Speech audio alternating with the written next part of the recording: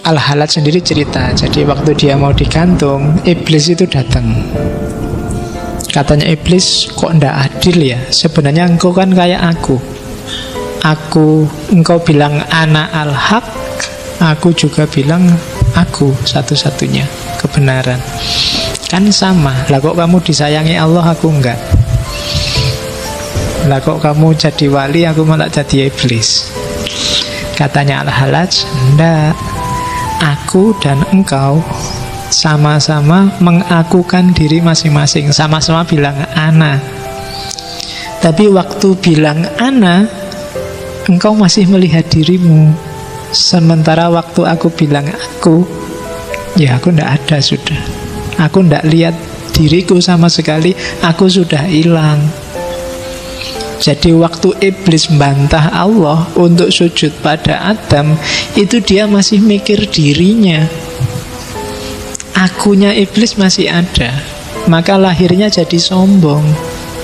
Makanya ilustrasinya Al-Quran ke iblis itu kan kesombongan, bahwa engkau menciptakan dia dari tanah sementara aku dari api. Masih ada akunya. Katanya Al-Halat, salahmu di situ, iblis. Kan gitu. Ya. Ya kan namanya iblis, yang nyuruh elak iblis. Jadi sementara kalau aku, waktu aku bilang anak al-haq, itu aku sudah nggak nganggap diriku ada. Sama sekali nggak ada, egoku sudah hilang. Itu yang jadi kebalikannya. Aku disayang Allah, engkau dikutuk oleh Allah. Jadi akunya. Salahnya Fir'aun juga begitu. Karena dia bilang anak al-haq podo kayak Al-Halaj. Dia bilang aku Tuhan kan, mirip-mirip aja kayak Al-Halaj. Tapi akunya kelihatan, egonya yang akunya lebih besar, bukan Tuhannya, bukan al-haqnya. Kebalikannya Al-Halaj. Begitu dia bilang anak al-haq, anaknya sudah nggak ada, al-halatnya nggak ada, yang ada tinggal Tuhannya. Nah itu problemnya di situ, katanya Al-Halaj. Jadi sebelum dia dieksekusi, dia masih ngobrol dulu sama iblis. Ya, saat mau digantung. Karena ada banyak cerita ketika itu kan saya bilang tadi, dia nunggu 1 hari, dia dieksekusinya lama, dirajam. Itu beberapa momen dia sempat dialog sama sahabat-sahabatnya, termasuk para sufi. Oke, bahkan gurunya sendiri Junaid mengingatkan, Al-Halaj, agak kompromi dikit lah, jangan kaku-kaku. Kalau kamu kaku, nasibnya kayak Sokrates kemarin, akhirnya kamu dieksekusi loh. Tapi Al-Halaj sudah membayangkan resiko itu. Maka dia bilang, wa in kutiltu au sulibtu au kutiat yadaya warijlaya lama roja'tu andakwaya. Meskipun aku dibunuh atau disalib atau dipotong-potong kedua tanganku dan kakiku, aku tidak akan mundur dari yang aku dakwahkan. Nah, kalimatnya itu pas, karena pada akhirnya dia juga dibunuh, juga disalib, juga dipotong-potong tangan dan kakinya. Karena memang dia mungkin sudah membayangkan ceritanya akan seperti itu. Para wali kan biasanya begitu. Ghazali aja kan dulu tak ceritain gimana dia ngerti bahwa sebentar lagi aku meninggal, maka adiknya suruh beliin kain kafan, terus dia mandi sendiri, pakai kain kafan sendiri, terus berbaring dan meninggal.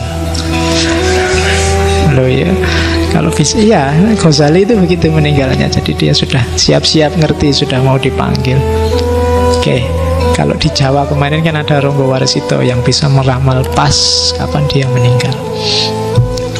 Oke, ini kalimat terakhir yang tadi tak ceritain, waktu dia lidahnya mau dipotong. Jadi dia bilang, ya Tuhan, lihatlah hamba-hambamu yang telah berkumpul. Mereka menginginkan kematian demi membelamu dan untuk lebih dekat denganmu. Itu kan orang-orang bilangnya kan memang membela Allah, membela Islam. Maka ya Tuhan, ampuni dan kasihi mereka. Mereka itu tidak tahu apa-apa. Andai saja engkau menyingkapkan tirai wajahmu, sebagaimana engkau singkapkan kepadaku, niscaya mereka tak akan melakukan ini padaku. Andai saja engkau turunkan tirai wajahmu dariku sebagaimana engkau menurunkannya dari mereka, niscaya aku tak akan diuji seperti ini. Jadi waktu terakhir sudah berdarah-darah, sudah tinggal badannya sama kepalanya saja, mau dipotong lidahnya, dia masih berdoa pada yang menyiksa dia.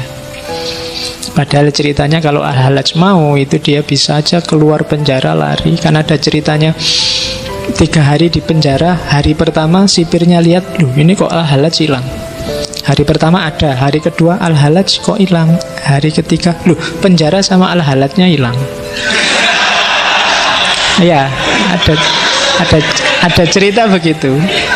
Terus waktu ditanya sama, kok bisa kayak gitu loh. Hari kedua saya keluar ketemu sama Allah, maka aku ndak ada di penjara. Hari ketiga Allah yang datang ke sini, maka penjara sama akunya nggak kelihatan. Jadi jawabannya Al-Hallaj gitu. Dan waktu terakhir mau dieksekusi itu, dia bisa melepaskan teman-temannya sak penjara, dibebaskan semua sama Al-Hallaj. Jadi dia cuma nunjuk itu, terus terbuka semua pintu penjara, silahkan kalian keluar, dan dia sendiri nunggu di dalam. Sipirnya herannya bukan kenapa kok bisa membebaskan, karena semua orang sudah tahu karomahnya Al-Hallaj. Cuma kok sampean gak ikut lari sekalian, saya itu beban loh menjara sampean itu. Jadi iya, kalau nggak disuruh oleh raja, dia sebenarnya maunya dibebaskan aja. Tapi ya Al-Hallaj bilang ya sudah, skenario-nya seperti ini. Jadi nanti hikmahnya akan ketemu di belakang, dia harus dieksekusi memang. Sama kayak Socrates kemarin. Kalau dia lari dan pilih hidup enak, ya pengaruh ajarannya nggak akan sedahsyat sekarang. Nah, itu Al-Hallaj.